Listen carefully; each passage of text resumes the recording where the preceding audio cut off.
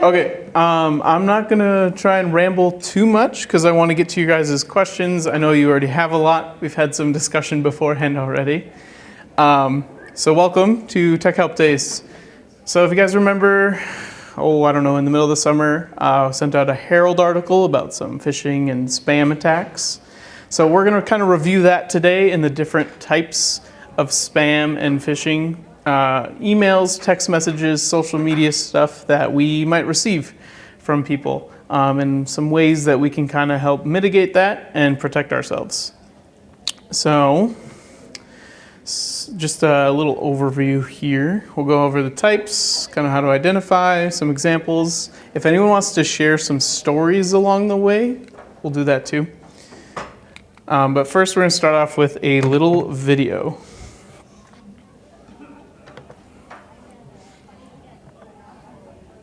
We've got passion, we've got determination. Like if we set our sights on something, you better believe it's happening.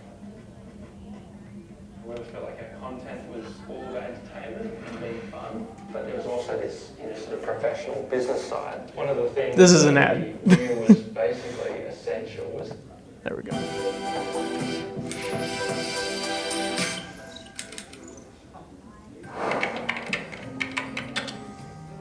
Phishing is a method of trying to gather personal information using deceptive emails and websites. Stay tuned for what you need to know about this increasingly sophisticated form of cyber attack.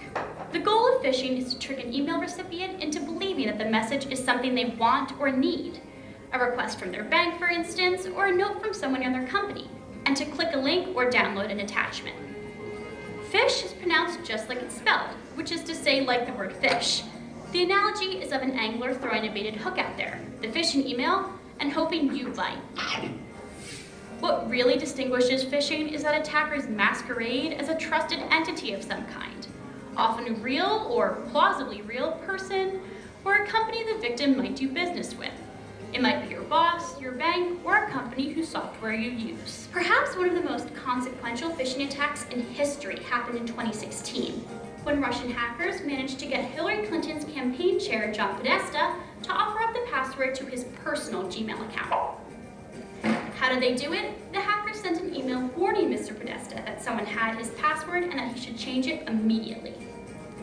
Clicking on a link in the email took him to a fake login page. This is a classic ploy, and one all of us would hope we would see for what it is. But email scammers are constantly honing their craft, trying new pitches, and pulling new strings. One way to get familiar with their tactics is to study the email messages that scammers send. Here are a few real-world examples and how they work. 1. Your account has been hacked. The person sending this threatening phishing message found a group email that was publicly available on the company's site. Using that list to target the message was smart. Not so smart was the content of the message, in which the would-be attacker reveals a lack of understanding of how malware works. 2. Password reset. Taking advantage of the fact that no one wants to miss a paycheck, messages like this one aim to trick the user into revealing important data, often a username and password that the attacker can use to breach a system or account. 3. Payment request.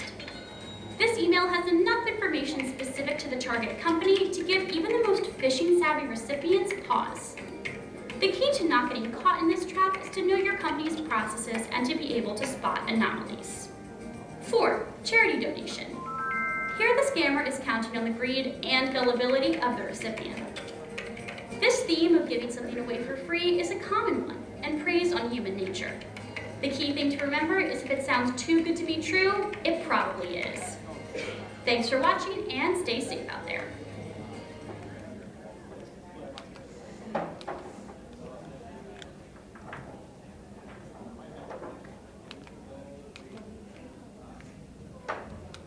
Okay, that died on me. So, I turned this off. So, the video went over a few examples, and so we'll talk more about those in depth as we go on. But first, what is spam and what is phishing? So, spam isn't necessarily a bad thing, but it's usually just as annoying anyways. So normal spam is often advertisements that you'll see from companies. And a lot of these are technically sent with your consent. Sometimes that consent is not usually, you're not aware that you've given it. So think of like a, let's say like a Target newsletter or something like that.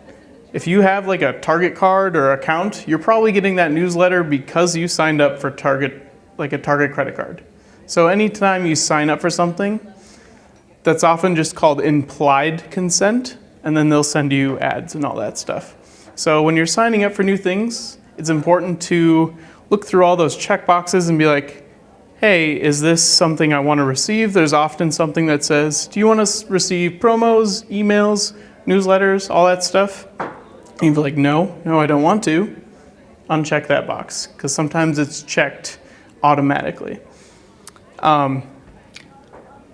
There is a different kind of spam that is nefarious, and that's usually sent out with, and I won't go over this too much, but they're called botnets. So computers that are infected, so like let's say someone got into, was like the target of a phishing attack, and then their computer's infected. Now that bot will use that computer to send out more emails to other people in that company, in that household, so on and so forth. And so it's always good to just kind of be aware of where you're receiving emails, text messages, that sort of stuff from. So phishing. Phishing attacks are fraudulent communications that appear to come from a reputable source. So sometimes I hear a lot like, oh, I got this notification from my bank saying that such and such, like people are drawing money from my account, or my password needs to be changed. Lynn and I were talking beforehand. She's like, I got these emails at like 8:30 at night. Like my bank's closed, but they have information that seems plausible. So it's always something that seems like it's coming from a place that you know. So here's some other types of spam. So like I was saying earlier, the advertisements, those are usually from companies that try and sell you products. Sometimes we want those, sometimes we don't. It's holiday season, you're probably getting a lot more of them, right? So just kind of keep an eye on what you receive and what you don't receive. Some other types that may seem more legit, antivirus warnings. Sometimes those even come in the form of pop-ups on your computer. If you're in a web browser, you might get a pop-up that says, oh, your computer's been infected. Those are ways that people will try and phish your information. We had one of these happen recently at Zion.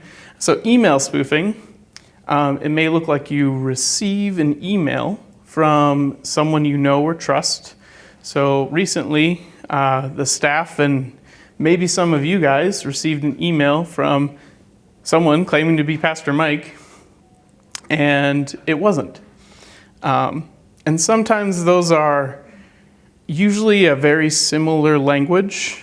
So I have an example of Mike's email earlier, but it was like, hey, can we meet in private? I have this urgent matter, or something like that. So watch out for those. Others are like sweepstakes prizes. You've won $1 million. Sweet, who doesn't want $1 million, right? But a lot of those are usually too good to be true. And then this one might be another prominent one now that we're in the holiday season. And as the video mentioned, charity, right? We want to take advantage of people's goodwill. So they'll ask you for money for dire circumstances or to help the homeless or something like that. And everyone's like, yeah, I want to help the homeless. Don't click on a random link that tells you to donate now, because that's not helping the homeless. Yeah. A common one that I've seen is sort of a mix of both of these, the email spoofing and the money scam, where you might get something that would say, it appears to be for me or for Pastor Connie or for Pastor Sue, saying, hey, I'm in a meeting right now and this has come up. I need some gift cards from Walmart. Would you please go buy some and then let me know what the number is that's on the back of the card? Yep. Cross my heart, we will never do that. So if you get those, assume that it's both. And we will never email you directly, which is hard because yes, we have the caring tree and stuff like that. That does ask for gift card donations, but those are always going to be go get your gift cards, bring them into the building. Do not give out your personal information over an email or a phone call or a website, unless you know it's a trusted source.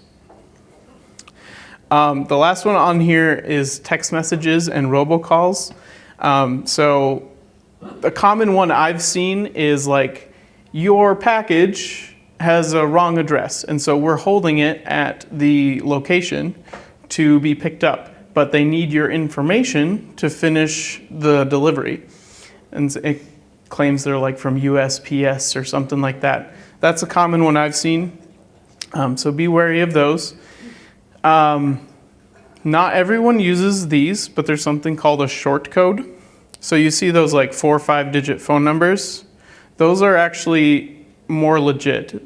So those are more spam proof, more phish proof than like a normal phone number. So those can't be used to spoof numbers. So a lot of times you might get a robocall that looks like it's a number from somewhere, but it's actually someone spoofing a number, and they could be in a whole nother country. So instead of, Anoka, Minnesota, or I think a lot of common ones I've seen are like from, oh, this number's from California, which don't answer those either if you don't know who it is. But they could be in another country because they're spoofing that number that's from California or from Anoka, Minnesota. So we'll kind of talk more about how to filter out robocalls and stuff later. And here we'll get into examples of some spam emails. So if you guys noticed in the video, and if probably a lot of you have seen as a common theme, a lot of phishing emails and spam emails have a sense of urgency, right? Act now before it's too late. Your password's going to expire in 1 day, stuff like that. So it's often really urgent to kind of get you into that, like, oh, I need to fix this really quickly before you can process what's actually happening. They'll try and look like real people or companies that we might know or trust. So some ways to kind of check this, and Pastor Mike's was a little weird because it looked like it actually came from his email, but then Connie said she hit reply and it was a completely different email that it was going to. So always check the email that it's coming from, and if it looks legit and you're still like, oh, this is fishy, either reach out to that person, or like, if you get one that looks like it's from a staff member, call the church and be like, hey, is this real?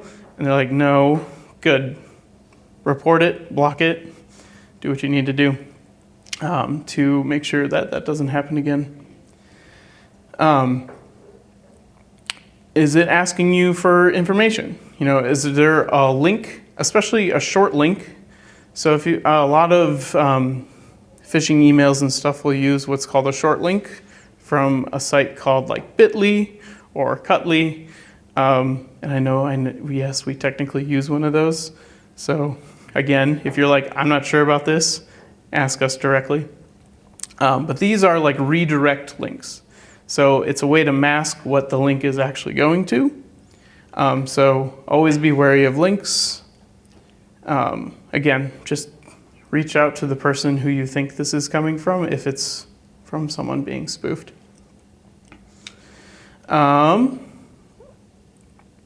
Any questions so far about emails? Yes. Is it true that it's safe to open an email but not safe to open a link? Yes. So for the most part, opening an email isn't going to do anything. A lot of companies have protections in place that attachments and stuff won't automatically download. If that's a setting that you think you might have on, don't open the email. Because sometimes those attachments will download automatically. But for the most part, that shouldn't be in place anymore because a lot of spam attacks do happen with attachments too. How about unsubscribe? Also a good one. So Yes, and unsubscribe can be a bad link to click. So, yeah. Oh, yeah. So, if it's from, so that's why you always check the sender too. Make sure it's coming from an actual domain. And if you're still unsure about what you're unsubscribing from, go to that website yourself, try and log in, and then update your email preferences. That's always safer to do than clicking on subscribe. A lot of, like Microsoft's email client and some others can now automatically unsubscribe you. I don't know how they do that process in the background though, and I don't know if you know. Well, one thing on the sender's email address to check is, I mean, it might look like their individual's name coming from Pastor Mike. You can also click on that, his name, to see what email address it has. That's one thing I always do when I get emails like that. I'll click on the actual person's name that it came from and see if it's from that individual's email address. Yeah, that'll usually show what the actual email address is. Sometimes you can even hover over it too, and it will show. It kind of depends on your email client. Any other questions about spam emails?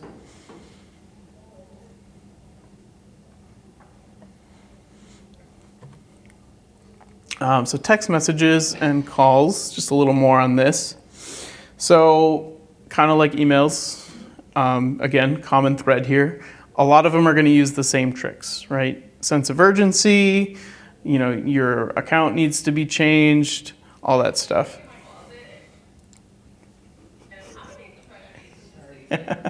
All good. You didn't click on a bad link, did you? And there are ways that you guys can block the spam on your phone. So I don't know if any of you want to try this now, if you have like a text message that looks weird.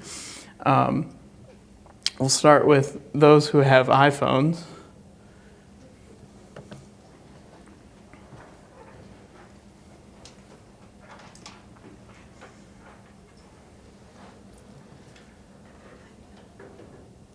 All right, so for now we're just going to do like the phone and or messaging app. But say you got a weird call on your phone, and it's probably still in your call logs. So if you go on your phone app and tap the info button, so it looks like that little I that's circled, on that phone number or contact that was bad, you can scroll down and tap block this caller.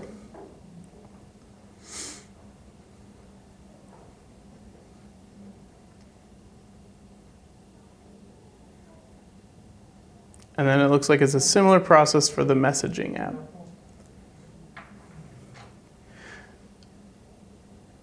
Anyone have any questions on how to do that? And then I don't have an iPhone. Is there an option to block and report in the app? There is on messages. You can go down to, I just received one yesterday saying, Mary, we're having a Korean barbecue tomorrow night. Do you have time to come? All the 650 area code. So that I can say report junk, delete, and report as junk. And then it'll delete it from my phone, but then also report it. And so that looked like it was an option right in that message thread. If you have Android, there's different messaging apps that people have. But for me, in that conversation, there's an option to report and block as spam. And so then what it will do is it will report it to either the phone company or like the FCC, and then they use that data to kind of help filter spam in the future. And then it will block it too, so you won't receive any more from that number.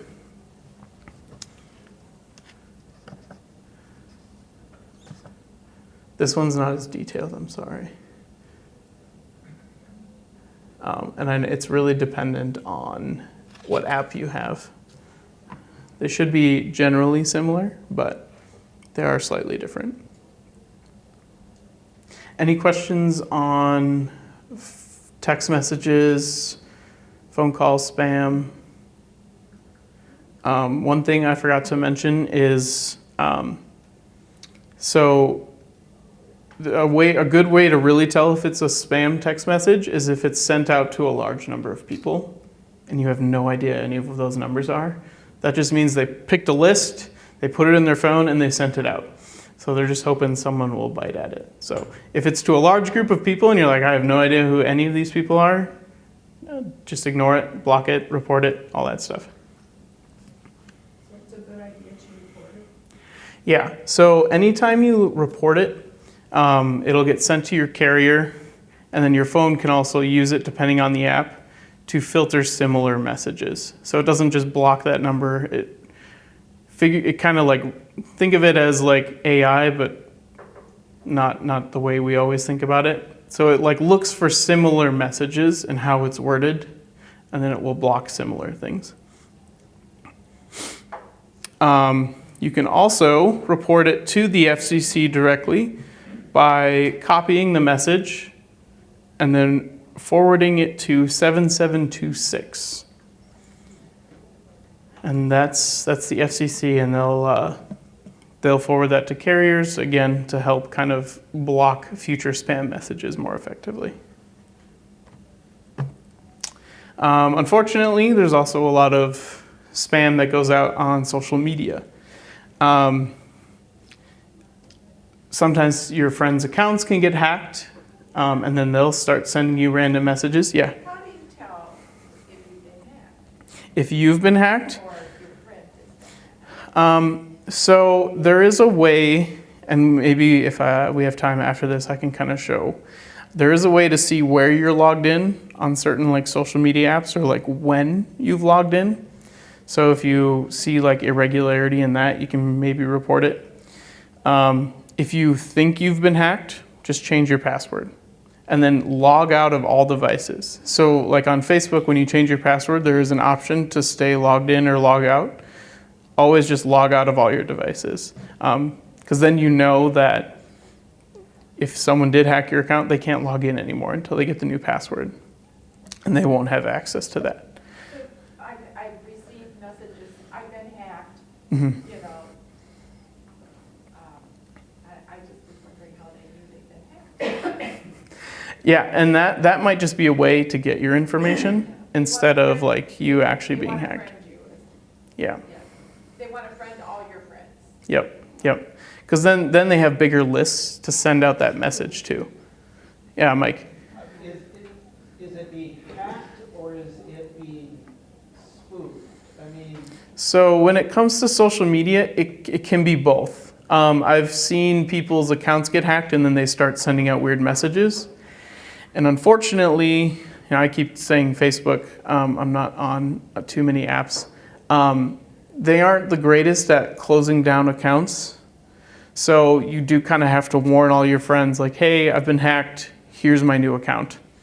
But yes, they will take people's accounts and then send stuff. They will also build brand new accounts and make it look like yours exactly, if they really want to. That happened to my dad, actually. Someone made an account that looked exactly like him, and then I don't know how they sort of got information to, like, they couldn't friend everybody, but they tried, right? So they tried to mimic the friends list, and then they start sending out messages. So If I get a friend request from somebody I've already friended, mhm. somewhere along the line there's been hacked. Right? Yeah, so it's always, so if that happens, reach out to that friend via not Facebook, right? And just be like, hey, I got a new friend request from you. Was this actually you? Because sometimes people do make new accounts, right? And if they're like, no, that wasn't me, then you can report that account and be like, this is someone else completely. So how do you report it though? I can't tell you off the top of my head without going, and I'm not logged in to Facebook here. But there is a way to report the account in the app. So Go on Google and ask, how do you report? yeah, Google is your friend, exactly. And that's something we can, if we have time for after, we can try and do too. Again, people will watch for weird links that people send you. People will ask for money. People will say, you've been hacked. Let us fix it for you. Zion actually got that email once. Some hacker or spammer tried to say that our stream wasn't working correctly. We'll fix it for X amount of money. Oh, that was fake. They just wanted money. So always check in with the persons that you think are being affected. And like I said, if you think your account has been hacked, change your password. So, well, how are we doing on time? All right. Okay. About 20 minutes. Here's just a couple examples that I had. I don't know how well you guys can see these. I'm sorry, they're really small. So here's Pastor Mike's. So as you can see, it looked like it actually came from him. And it was weird, because if you still clicked on it, it looked like it came from him. So until you hit reply, you didn't notice that it was actually a completely different account. And then the wording, this one was targeted at Pastor Connie, as you can see. Sometimes emails will just be a general greeting of, dear customer, dear user, something like that. This one was targeted. And then Connie's like, I knew it wasn't Mike because of the way it was worded. He would never call me Pastor Connie. So you gotta kind of think about those things too, like how cordial are you with the person that's messaging you? Does this seem too, not AI generated, but does it seem too generic of an email? And again, this is like a urgency type of thing. So, hey, something's wrong with my bank. Can you help me with this? I need the info. And there's that last part. I need the personal info to get this going. And then that's how they steal money. This one is just one I had of a USPS scammer saying he was the Postal Service and I had a package that was being held. And again, here's a link. I think this one's that one's a Cutly link. So again, there's that short link. So you can't tell where it's actually going until you've already clicked on it. Yes? I actually took my phone into the post office and showed it to them, and they said, we will never send you a text. Yep. Never send you a message. Yeah. So the only time they'll ever send you a message is if you put tracking on your order and you say, I want text messages to my phone. And then you'll get them from that short, 5-digit number. It'll never be from an actual phone number. So. And a lot of companies won't use Gmail for this reason either, because it's really easy to create a Google account.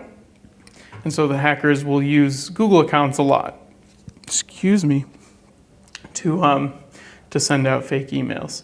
So a lot of companies will put, we will never ask you for such and such personal info, your credit card info, all that, and we'll never email you from a Gmail account.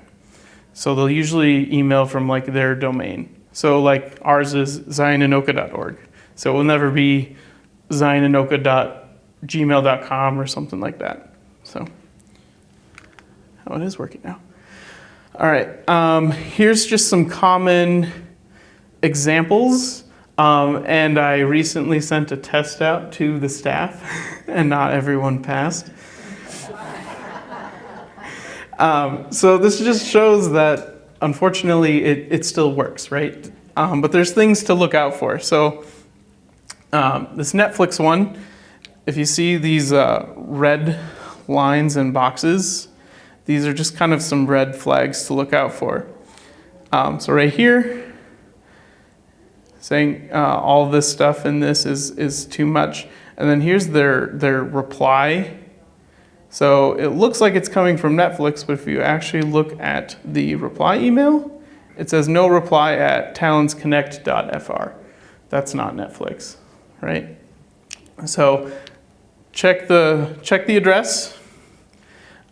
This one was a little personalized, where if you look at this PayPal one, it says just dear PayPal customer. So you know they sent this out to probably 1,000 people or so, right? And if you get an email from an actual company, they should put your name in it. PayPal doesn't do this though. They'll just send you invoices already, right? Again, just a general goodbye, your friends at Netflix. That sounds a little too cheery. They just want your money, right? And then again, just here, update your password now because your account is on hold. So that sense of urgency again. If your account really is on hold, you'll find out. Yeah, you will. Well, and again, if you get one of these, go to netflix.com, log in, check your information. And if you feel like it, you can change your password. That'll solve a lot of issues. But for these, block, report as spam. And there's usually a little like menu option to do that from your email client. Oh, here's the one actually, this is the one I sent out to the staff. So I just used a company to kind of put this together to look like it's coming from our Office 365. And so it kind of shows some red flags to look out for. Like, we don't have an IT at zionanoka.org. The urgency of change your password immediately. All of this stuff. So here's the general greeting. Dear user, again, should not be generic. Oh, please log in here. Now, technically, Mike clicked on it after he asked me about it, so he's good. But he did click on it to see what it looked like. Yeah, so again, the urgency, the generic greeting, all of that stuff are red flags to look out for. Any questions on any examples or any other examples that you guys can think of? Yeah, so that's a good question that we were talking about before we started. So a lot of our information, especially our like basic generic information, is not as private as we would like it to be sometimes, right? Our names are out there on a lot of things.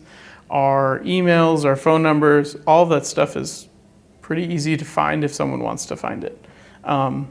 Like think about anything you've signed up for. You put your name, your date of birth, your phone number, your email.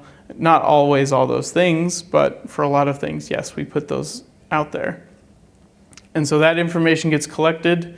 Sometimes companies want to make a few more dollars and they sell information for that money. This day and age, we are a very data-driven society.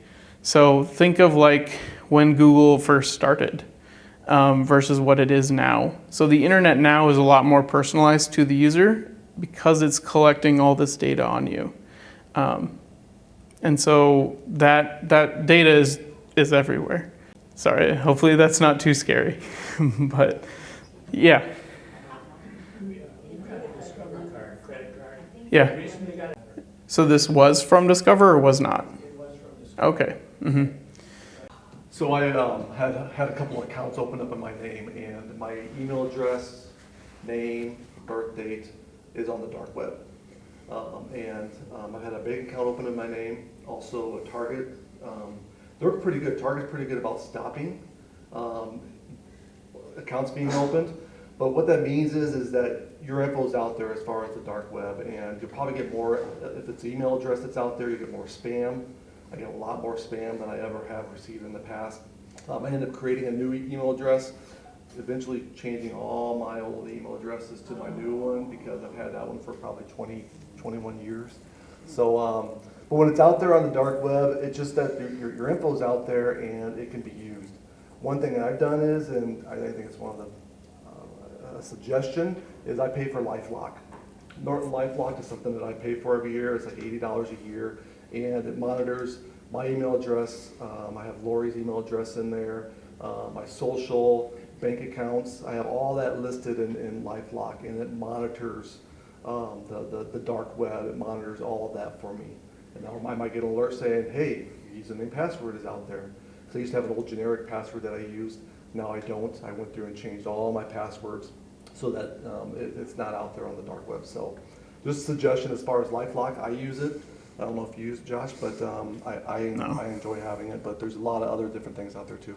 Yeah. How do you keep track of all your new passwords? So actually, good password manager. So first thing about password manager, don't use the one that comes with Google or Safari or any web browser you use. Don't use those. They're not secure. I also don't recommend LastPass because they've been compromised a lot.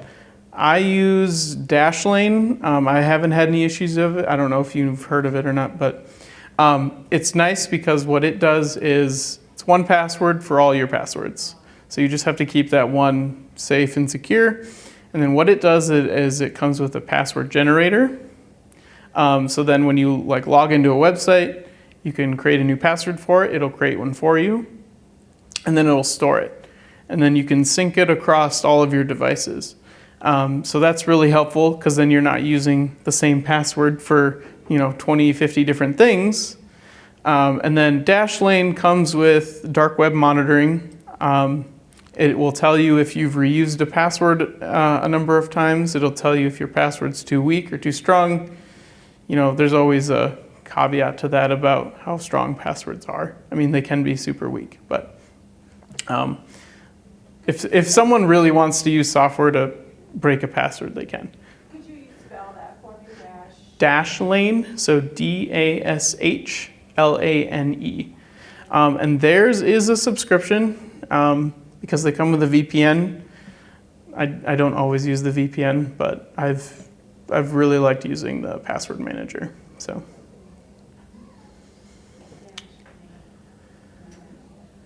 And then, so Steve kind of mentioned this already, and I highly recommend it. So for your more sensitive accounts and logins, so like your bank, if you have why am I blanking? Thrivent or any sort of mutual funds or stock, anything like that that's super sensitive, maybe your MyChart account for your doctor. Set up a different email for those accounts, and then don't use those accounts to log into things like Netflix or Hulu or anything like that. So then those are kind of separate from everything else, and the odds of you getting spam is going to be greatly decreased with that email account. So that's one way to kind of mitigate getting a lot of spam. A lot of accounts and stuff that I use online, I do use a generic, I use the one that's on the dark web now because I'm changing everything over to the new one.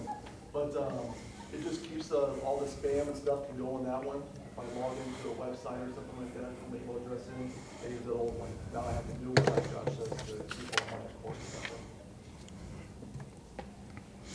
up. So just kind of like an overview, so don't click any links unless you're absolutely sure of where they're coming from. Don't respond to the email or text because that always just says you're a real human being and you're probably going to be targeted again. Check in with the sender if possible. You can't always call Netflix and be like, hey, did you send this? But again, if you're unsure, just don't bother with it. Or log into the account that it might be from.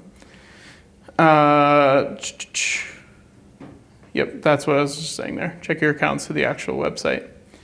Prevent it, so report and block. That's going to help decrease a lot of spam. There are ways to set email filtering, and I don't know if I'll be able to show you a good example of that, but there are ways to do that in your email clients. Avoid signing up for unnecessary accounts. And if you do, like I said, maybe use a different email address that's your kind of generic. This is where all my random, Target, Instacart, Facebook, Netflix accounts are going to be going to. And then, try not to share your phone number needlessly. And I say this because, have you guys heard of multi-factor authentication? Yeah. So that's, I wouldn't say new, it's newer type of security where you have a password, you put it in, they'll send you a message saying, input this code. So that's why you don't want to share your phone number, because if someone can spoof your phone number, then they can get that multi-factor, I know. So there are ways to use apps for multi-factor authentication instead of a phone number. Google has an authenticator, Microsoft has one, and those are things you can just download and add accounts to. Not everything supports that, so it's kind of hit or miss right now. It's enough to consider. I mean, I'm not recommending this, but I would say even I've used technology like this from almost earliest age, not quite, but almost. And it's enough to almost make you say, why bother? It is also very handy in so many different ways, in the way that the world is moving for good or for ill. In some ways, maybe some of this is akin to when this invention called the telephone first arrived. And party lines. Was anybody ever a part of a party line? And could you always be sure that the other party was not on the line listening? I mean, so what's new are the tools. The attempt to spoof people, to do bad things using technology is not a new thing. So thank you for being a part and trying to equip yourself and that kind of thing. Thank you, Josh. Thank you. Very good. Thank you, everyone.